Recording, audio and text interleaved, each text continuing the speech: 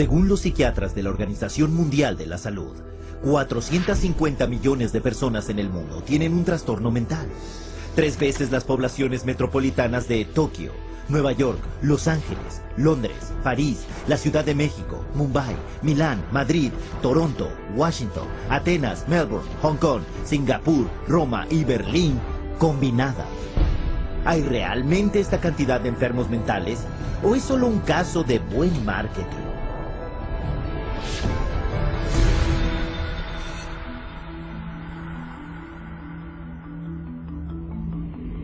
A principios del 99, Estados Unidos se enfrentó a una nueva epidemia aterradora. Te sonrojas, sudas, tiemblas, te resulta difícil respirar, decían los pósters. Con el eslogan, imagina ser alérgico a la gente. La enfermedad era el trastorno de ansiedad social, TAS o SAD en inglés, y se afirmaba que afectaba al 13,3% de la población americana. Y para saber más, se instruía a los lectores a contactar con un grupo, la Coalición del Trastorno de Ansiedad Social. Lo que al público no se le dijo era que tanto la coalición como la campaña las había creado una agencia de relaciones públicas y era financiada por una empresa farmacéutica. Más tarde ese año, con la campaña haciendo consciente a millones de personas conscientes de este mal, previamente desconocido, el Paxil se convirtió en la primera droga aprobada por la FDA para el trastorno de ansiedad social. Psiquiatras como Jack Gorman, de la Universidad de Columbia, y Murray Stein, de la Universidad de California en San Diego, firmaron como los líderes para la campaña de Paxil. Y en 3 años, Paxil se disparó desde la 3ª posición en su clase a ser la primera. El director de producto de Paxil alardearía más tarde: el sueño de cada hombre de marketing es encontrar un mercado no identificado, desconocido y desarrollarlo. Eso es lo que pudimos hacer con el trastorno de ansiedad social. La competición del Paxil se fijó en esto. Ese mismo año, Pfizer consiguió la aprobación de la FDA para vender su antidepresivo Zoloft para el tratamiento del trastorno del estrés postraumático.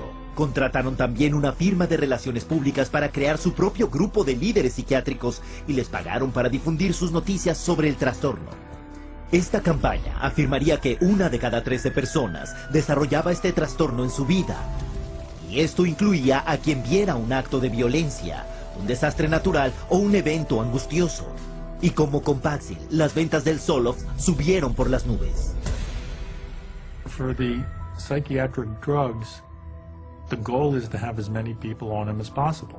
So the way to do that is to convince normal people that they have some defect or mental disease or condition that requires treatment. So I mean that's the way they do it. They hire these big marketing companies that come up with these campaigns. We're going to tell you about your disease so that you can lead a happier, healthier life. Oh, and by the way, we have a drug too that helps to treat this disease. Esta práctica de vender la enfermedad se conoce como la compraventa de la enfermedad, una expresión que definió el periodista Lynn Payer como intentar convencer a gente que está esencialmente bien de que están enfermos, o gente ligeramente enferma de que están muy enfermos. En Madison Avenue, la compraventa de la enfermedad se logra con una estrategia de clasificar la condición, donde la enfermedad mental se vende igual que los coches, la cerveza o el detergente de ropa. Y de acuerdo con el mayor gurú de Nueva York, Vince Parry, no hay una categoría terapéutica que acepte mejor la clasificación que el campo de la ansiedad y la depresión, donde la enfermedad raramente se basa en síntomas mensurables y por lo tanto abierta a la definición conceptual. Parry sugiere entonces a los ejecutivos 3 estrategias principales para lo que él llamó el fomento de la creación de enfermedades psiquiátricas. La primera es elevar la importancia de una condición o hacer que el público crea que un problema es mucho peor y mucho más extendido de lo que realmente es. Antes de la introducción de los antidepresivos SSRI, la depresión se consideraba, incluso para los psiquiatras, que afectaba a solo 100 de cada millón de personas. Desde entonces, las estimaciones han subido a tanto como 100,000 por 1.000.000, un aumento de 1000 veces. El resultado es que más o menos el 10% de los americanos, unas 27 millones de personas, toman antidepresivos hoy en día, el doble que en 1996. Very good marketing.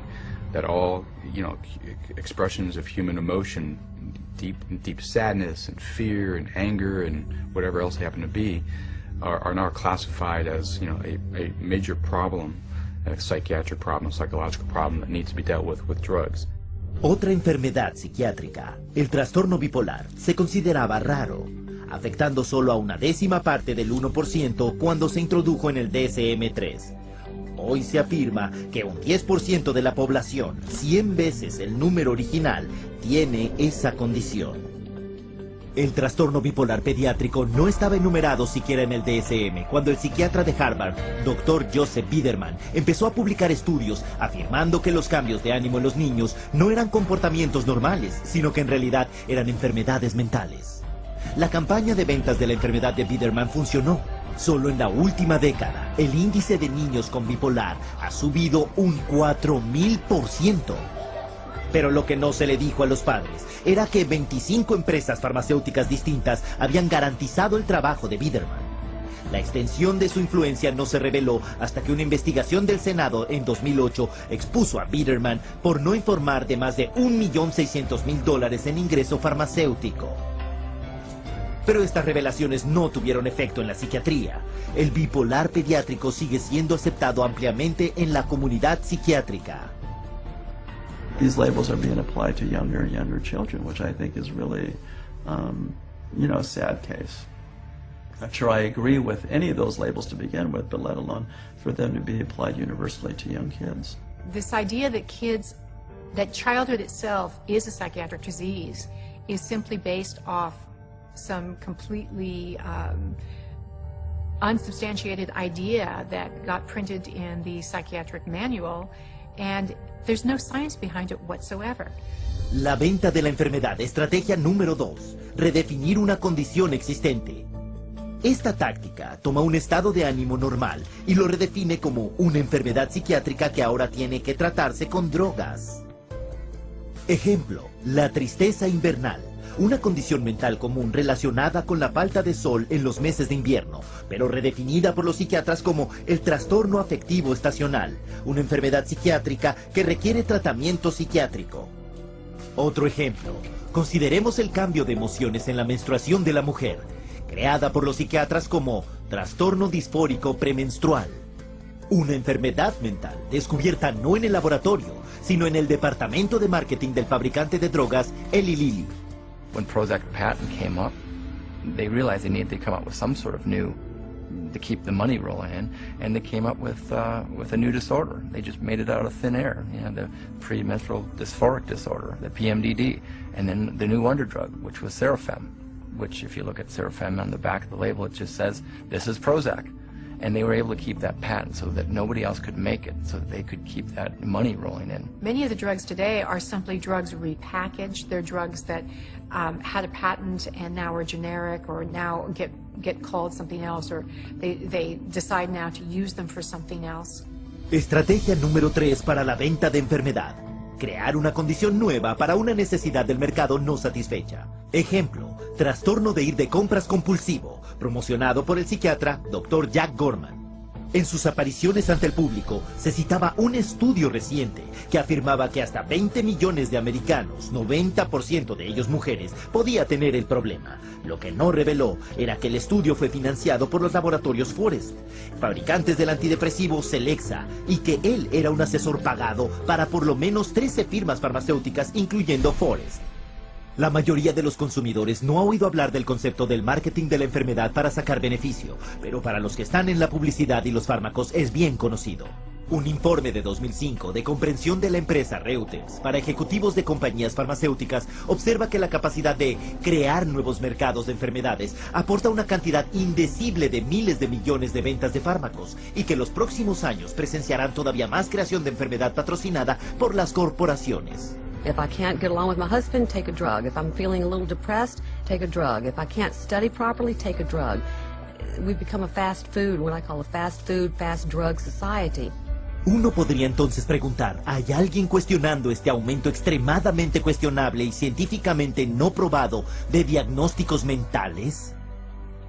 En abril de 2006, el diario médico británico encontró sin querer, cuando publicaron un estudio pionero que anunciaba una enfermedad psiquiátrica recién descubierta, el trastorno de deficiencia motivacional o MODED. Se caracterizaba por letargo y una indisposición para trabajar. Se afirmó que MODED afectaba a millones. Pero cuando los medios de comunicación por todo el mundo transmitieron las noticias sin cuestionarlas, el diario dijo la verdad. El estudio era parte de la edición de su Día de los Inocentes. Pero el chiste demostró el punto. La venta de la enfermedad funciona. Incluso gente sin enfermedades mentales pueden ser consideradas en riesgo y que se les recomiende un tratamiento de drogas. Un estudio publicado en el diario de la Asociación Médica Americana instaba a todas las víctimas de ataques al corazón a tomar un antidepresivo para prevenir la depresión, estuvieran deprimidos o no. Luego se descubrió que los autores tenían una relación financiera no revelada con el fabricante del antidepresivo, Lexapro. El drogado preventivo es la onda del futuro.